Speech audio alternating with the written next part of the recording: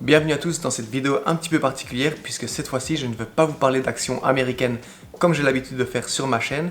Cette fois-ci je vais vous parler d'une entreprise française et plus particulièrement un SPAC français qui vient tout juste de faire son introduction en bourse il y a quelques semaines. Restez bien jusqu'à la fin de cette vidéo parce que je vais tout vous expliquer à propos de cette entreprise française et je vais également vous parler de deux SPAC américains avec de très grands entrepreneurs à leur tête. Alors on va passer au jingle et ensuite au contenu de la vidéo. C'est parti!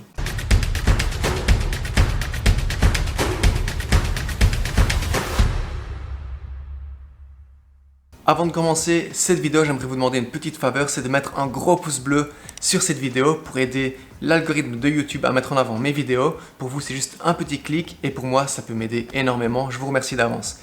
Pour ceux qui sont nouveaux sur la chaîne ou pour ceux qui n'ont pas vu mes dernières vidéos où je parle de SPAC, je pense qu'il est important de rappeler ce qu'est un SPAC. Un SPAC, en anglais, ça veut dire Special Purpose Acquisition Company. C'est une société qui n'a aucune activité opérationnelle, qui ne fait aucun chiffre et qui fait son entrée en bourse dans le seul but d'acquérir une autre entreprise ou bien de fusionner avec une autre entreprise. Et cette entreprise française, ce SPAC français dont j'aimerais vous parler aujourd'hui, il s'agit de 2MX Organic. 2MX Organic qui a à sa tête trois très grands entrepreneurs français que sont Niel, Pigasse et Zouari. Vous connaissez sûrement, vous avez sûrement dû entendre ces noms auparavant. Ces trois entrepreneurs qui se sont associés dans le but, je cite, d'inventer la distribution de demain en partant d'une page blanche, en mettant le consommateur au centre et en construisant un modèle alternatif. Ils veulent un peu, à travers leur SPAC 2MX Organic, créer le Tesla du consommer responsable, du consommer durable. Il n'y a encore rien d'officiel pour le moment, mais selon les rumeurs, la société cible que viserait 2MX Organic, c'est Grand Frais. Grand Frais qui est une chaîne de supermarchés de produits frais et qui fait partie de la maison mère Prozol. D'ailleurs, Prozol avait annoncé qu'en 2021, il voulait trouver un acquéreur potentiel pour reprendre l'entreprise. Mais je le répète encore une fois, ce ne sont que des rumeurs, il n'y a rien d'officiel qui a été annoncé. Regardons un peu maintenant l'entreprise 2MX et son cours de l'action. L'entreprise a fait son introduction en bourse le 9 décembre où elle a levé 300 millions d'euros, ce qui fait une des entrées en bourse les plus importantes de la bourse de Paris en 2020. L'entrée en bourse de ce SPAC 2MX Organic se fait au prix de 10 euros. En Europe, un SPAC rentre en bourse au prix de 10 euros. Aux États-Unis, un SPAC rentre en bourse au prix de 10 dollars. Et ça, c'est un prix plancher. Il faut savoir une chose importante, c'est que l'action n'ira jamais en dessous de 10 euros ou 10 dollars tant qu'aucune fusion ou aucune acquisition n'a été effectuée. Donc c'est 10 euros minimum en Europe et c'est 10 dollars minimum aux États-Unis, sauf parfois des exceptions. Et c'est d'ailleurs le cas d'un SPAC dont l'introduction en bourse a été faite au prix plancher de 20 dollars. Je vous en parle un peu plus tard dans cette vidéo. Il faut savoir une chose très importante, c'est que si vous investissez aujourd'hui dans 2MX Organic à 10,45 euros, eh bien le risque que vous encourez est très faible, puisque le prix de l'action ne peut pas descendre en dessous des 10 euros. Donc dans le pire des cas, ce que vous pouvez perdre, c'est 45 centimes par action. Mais par contre, au contraire, le potentiel de gain est énorme puisque s'ils annoncent en effet une fusion, que ce soit avec Grand Frais ou avec une autre entreprise, eh bien on risque de voir, à la suite de cette annonce, le cours de l'action monter de 20, 30 voire 40%. D'ailleurs, j'aimerais vous montrer un petit graphique qui montre en moyenne l'évolution du cours de l'action d'un SPAC. Au départ, le SPAC commence à 10 dollars par action, donc c'est le prix plancher, l'action ne peut pas descendre en dessous de ces 10 dollars. L'action stagne aux alentours des 10 dollars jusqu'à ce qu'il y ait une lettre d'intention qui soit signée entre le SPAC et la future entreprise qu'elle va acquérir ou avec laquelle elle va fusionner.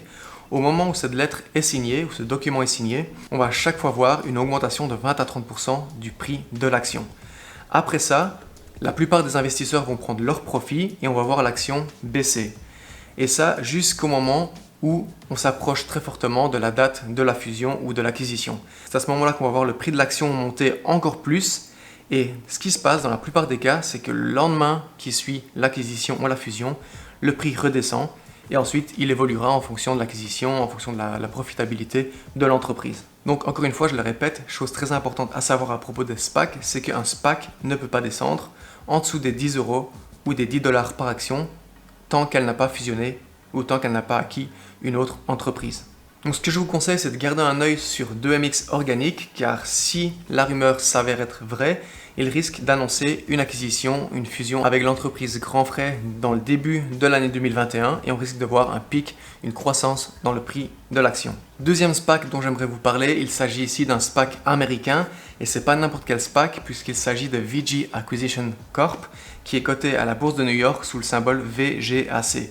L'action étant un SPAC, a été introduite en bourse au prix de 10 $ par action et trade aujourd'hui à 11,20 $, ce qui fait une augmentation d'environ 12% comparé à son entrée en bourse. Et à la tête de VG Acquisition, ce n'est pas n'importe qui, puisque c'est le créateur, le fondateur du groupe Virgin, c'est Richard Branson. C'est également le fondateur de Virgin Galactic, une entreprise dont je vous parle souvent sur cette chaîne. Richard Branson, initialement, voulait émettre 40 millions d'actions, à un prix donc de 10 $ puisqu'il s'agit d'un SPAC, afin de lever 400 millions de dollars. À la fin, ils ont revu ce chiffre légèrement à la hausse puisqu'ils ont émis 48 millions d'actions et ils ont soulevé 480 millions de dollars lors de son introduction en bourse. Il y a plusieurs rumeurs qui courent sur l'entreprise qui va fusionner avec VGAC, mais pour moi, l'entreprise la plus probable, c'est une entreprise privée qui appartient donc à Richard Branson et c'est Virgin Hyperloop. Pour ceux qui ne connaîtraient pas Virgin Hyperloop, c'est un nouveau moyen de transport. C'est un train à propulsion sur coussin d'air aimanté et qui se déplace dans des tubes sous vide. Cette entreprise a fait des tests début décembre qui se sont avérés concluants, très satisfaisants, et cette entreprise nous annonce qu'ils peuvent transporter des personnes dans ces sortes de trains avec des vitesses allant jusqu'à 1200 km/h. Ici, on est sur le site de Virgin Hyperloop et ils nous disent que par exemple, si on prend un trajet Los Angeles-San Francisco, il faudrait environ 6 heures pour effectuer le trajet en voiture. Si vous prenez l'avion, il vous faudrait 1 heure et 28 minutes pour effectuer ce trajet. Et si vous prenez le Virgin Hyperloop, vous pouvez effectuer ce trajet de 615 km en seulement 43 minutes. Je crois énormément dans le potentiel de cette entreprise et je suis sûr et certain que d'ici 5 à 10 ans, on voyagera tous dans ces Virgin Hyperloop. Donc pour le moment, ce n'est qu'une rumeur, il n'y a rien d'officiel, rien qui a été annoncé sur l'acquisition de Virgin Hyperloop par VGAC, mais pour moi, c'est un des concurrents les plus probables. Et troisième entreprise, troisième SPAC, encore un SPAC américain dont j'aimerais vous parler aujourd'hui, il s'agit de Pershing Square Tontine Holdings, qui trade à la bourse de New York sous le symbole PSTH.